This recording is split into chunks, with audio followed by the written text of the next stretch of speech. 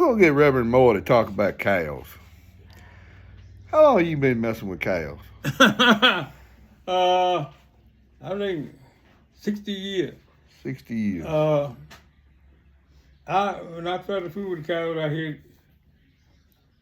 think with 2 cows, 3 cows. I started raising them. And So you raised your herd from 2 or 3. Yeah. That's the same herd that you got. And the ones you got now descendants from you.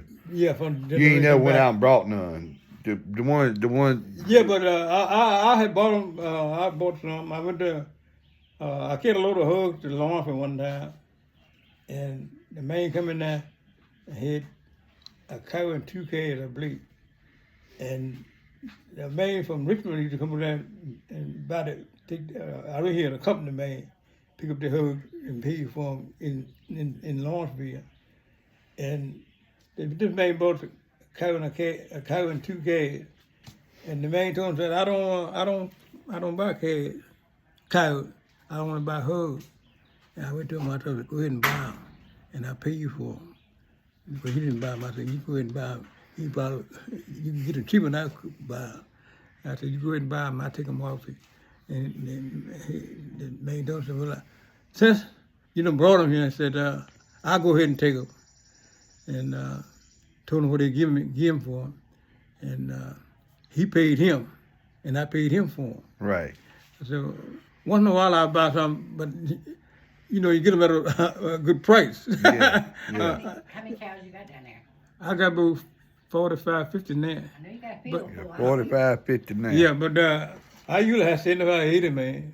Yeah. But see, I was younger than I am now. Yeah. Well, if you taking care of one at 93, you're doing good. You taking care of one at 93, you're doing good. But that's 45 or 50. Either way, it's something to be proud of. You take care of one at 93. But I saw a guy at the church today. He said, I passed that yesterday. You over there on that tractor, how to try baling hay. I said, what they got to do with it? Well, you know if it gets where you need help. James done told you he'd help you. All you can do is ask.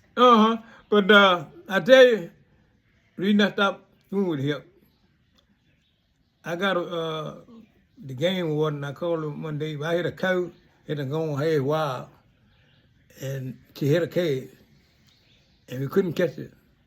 And I called the game warden. I told him, I said, I got a cow I can't catch it. I want you to tranquilize it. The game warden could go by, street straight dogs and all, tranquilize them, catch them. And what to do with them after that, I don't know. Yeah. But he said, they won't allow me to have that stuff no more. Said, but I'll help you get the cow. And he called me one day and said, me and my helper come down to help you catch the cow in the morning. And that's all right. And when they come, all of them was old and I. Well, but that been 30, 40 years ago. And I wouldn't tell them because they're willing to help me. And we were there, when he got hemmed up real close, they broke through and went on down next to one man, and he fell back like that and fell on the ground, but the cow didn't hit it. And he got up, I said, let the cow go, let her go, don't move her. Somebody gonna get hurt. And I said, you want me to carry the doctor? He said, no, I'm all right. So a few days after that, I saw one of the guys was with her. I said, how'd the man doing? Fell back with the cow. He said, he doing all right. I said, he go to the doctor. He said, no, he ain't been no doctor. I said, but so-and-so told him to sue you. I said, huh? He said, yeah, I said, sue him. And said, he told him, said, no, I said, he didn't tell you to come down. You volunteer and went there. You can't sue that man. I didn't ask you to come in. You volunteered and come. Yeah. Then he gonna sue me for falling down. Gonna say he got hurt a ring, that he can get the money. And I said, I won't fool you no more. Volunteer help. Yeah, you never have to worry about us. But Volunteer help. But if you take the time and think, you can do it yourself. I put my trailer down there, and down there means trailer. Put the trailer down there and open it up and put some ground feed in the back of the trailer, up in the front of the trailer, and on 2 or 3 places out there in the field. And I go down and sit and watch the cow come, eat that up, come to the trailer and get that, look around, don't see nobody, go in the trailer and get that and come on out. For 2 or 3 times, I done it like that. Then I put a rope on the back of the trailer. You know, you can pull it and roll together. I put a rope on it and went on down the hill so I could pull the rope. When she went in there, she come down and hit that right there. Got the trailer, looked around, didn't see nobody, hit that right down, went on up in the trailer and carried went on up behind her. And she got up in there, knocked the rope and door together. I thought she was going to turn that trailer over. You know, love has been in the heat a long time. He said, "I was gonna turn the trailer Me over." and James are sitting here sweating, and you ain't even broke a sweat. See? You know, Man, I said, you ever catch a guy? I said, yeah. I said, how you get her? You shoot her? I said, no, I didn't shoot her. I said, I put her in the trailer. How you get in the trailer by yourself? I said, well, sometimes you got to have a little patience and use your head. A little patience, use your head. Yeah, use your head. You can do a whole lot of stuff. You know one thing is amazing though? It's how you unhook and hook all of them big heavy implements by yourself. That sickle bar cutter behind your little Ford tractor ain't no easy task to hook and unhook. You know what I'm saying? But if you lower your hitch, let it go down for you can, and put your block there and put a bolt 2x4 something on it where you could mash it down and lift this end up and put a car wheel or rim or something on it to hold it up there. Slide this end on, put a kingpin in it. Go around and do the other side the same way. That's to be patient and use your head. Yeah, yeah. You can do a whole lot of stuff if you use your head and don't have to strain yourself. Yeah. Work smarter, not harder. Yeah, that's right. Yeah, all the stuff that I hook it up by myself. I felt stupid with that pig the other day. I was there trying to manhandle that pig in the trailer. Yeah, I talked to my daddy yesterday morning. He said, "Oh, pig easy load." He said, "You just put a basket over his head and he'll back up any way you want to go." Use your head. Yeah, I kind of dumb, you know. I said, that's kind of what we ended up doing. See? Yeah, but somebody else told us about that. I don't know what the answer was right here next door to me, you know. See what I'm saying? But sometimes we get in a too big a hurry. Sometimes you gotta have patience. The answer will come to you overnight or next 2-3 days. But like I said, you gotta have patience to do most anything now. A man stopped down there one day when I was fixing the fence. I was working on the fence or something. He said, I don't know who he was, but he said, every time I pass here, says, you working by yourself. I said, why don't you tell the boss to give you some help? Now, I don't know why he tried to figure out whether I'm the boss or who. I said, well, the more help you got, the more work the boss looking for you to turn out. So I don't want to say nothing to him, but give me no help. I was telling I was the boss. Yep. That's the way that goes. Oh, and the cows, every time I get, maybe say I got 8 or 10, something that I didn't want, like the cotton, I leave that off. Build this up, leave that off. I try to have more than one income all the time. Yeah. It take one income to take care of expenses. Then unexpected stuff gonna come up. You gotta take care of that. Then you need something for yourself. So you got to have 2 or 3 income. I don't care what you're doing. Like you working down on the job. Well, you make enough money now, I reckon, to take care of yourself, to have something left if you spend it wisely. But when I was growing up, you didn't make enough to take care of yourself. You had to add 2 or 3 income. We still got 2 and a half. See what I'm saying? We still at 2 and a half. You know. And the problem with the biggest problem with starting anything like that is just getting the money to start it without getting in debt. Well, that's the main thing. So sometimes you got to get in debt. Sometimes you got. Somebody else told James that sometimes you got to get in debt to have something. That's right. Yeah. So sometimes you get in debt. I bought one new tractor. That one you gonna put the seal on. Well, I got to put the front end load on. That's the only new tractor I ever bought. The 9610. 7610. 7610. That thing was at that time $40,000. Folks said, how you gonna pay a $40,000 tractor? I said, I don't know, man. I never pay for it. You don't know, man. But you gotta have faith, believe. Yeah. Now, I bought it from Chase City. The same man, the same man was running there. But when I went up there and questioned about it, he said, well, this one here is a year old. It knock off something, but then it cost me $40,000. And he said that if you pay for it in a year, the folk company won't charge you no interest. Well, I'm gonna get $40,000 For a year. You know, something I don't understand. You got people that work hard all your life, like you, and the little check the government gives, it's not enough you to live off of. But you got people out here that's capable of getting out here and working, and they getting all this free stuff for nothing. Yeah. That's the sad part about it now. Right.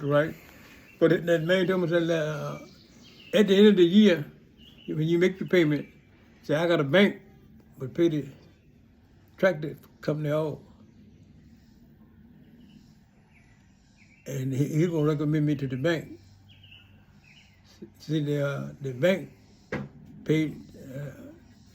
I don't want the bank or the dealer paid the factory tractor place off, and then finances through this bank for 3 years or 4 years, anyhow. And I made my payment that year, whatever it was. And the last year, I was paying $4,000 a year on it.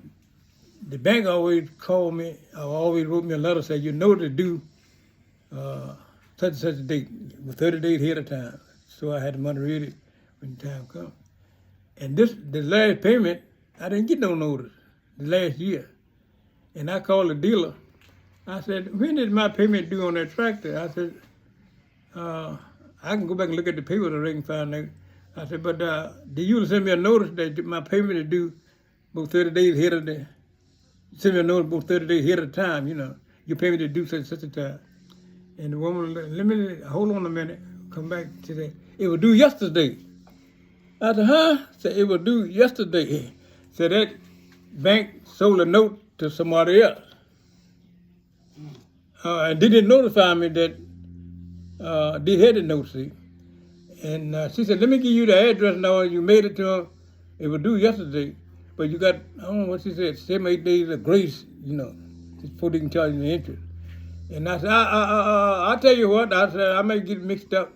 I said, I'll tell you what. I said, if you make the payment, I'll put a note, I put a check in the bank the day for you. You make the payment. So I want to get the address messed up. Because they didn't want to pay the interest on it. And she said, yeah, I'll do that. She said, I'll send them my check. And I said, I'll send you my check. And that's what she done.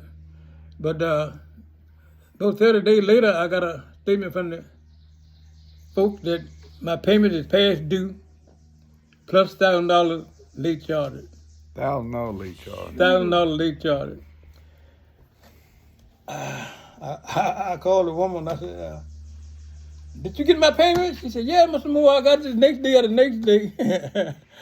I said, but let me read you this letter.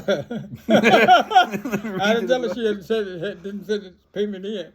I said, let me read you this letter. She said, hold it. Say, I sent that folk that money. Told me just like that. I sent it the day we were talking. Said, you keep your mouth shut and hold on till I call you. And that's what I did.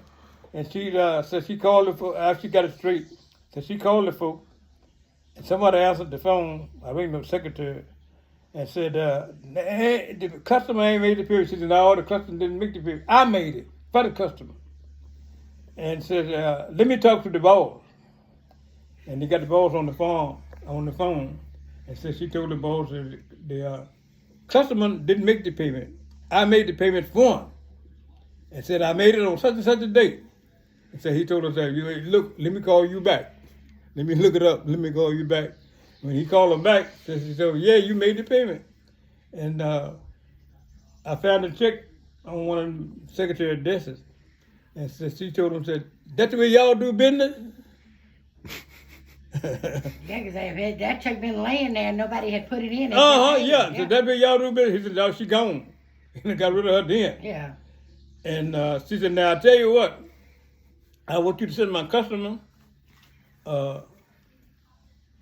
notice, paid in full, and no interest. Because on his fault that it was 30 days late, 40 days late, whatever it was. But he told us, I'll do that. And I think the 45 days after the payment was due, I got a note from that finance company, paid in full and no interest. But see, that's what the Lord would do for you if you handle your business right. Yeah. But of all the wrong things the folks done to me, I never cursed nobody. Ain't nobody make mistake. Put it that way. But sometimes folks do it intentionally. Yeah. But you don't know that. But of all the wrongdoing that been done to me, I never cursed nobody. One time, I had come up here in this field up here, the big field up here, as you, right there on the right hand side. Somebody sprayed it there for the plant something up there. But then I was reading that, and I had cone there. Somebody went through that with a car, truck or something, and all the way around through it, knocked the cone down, and there was I had cone right there on that lot right there side the road, and somebody went up there stealing cone from over there.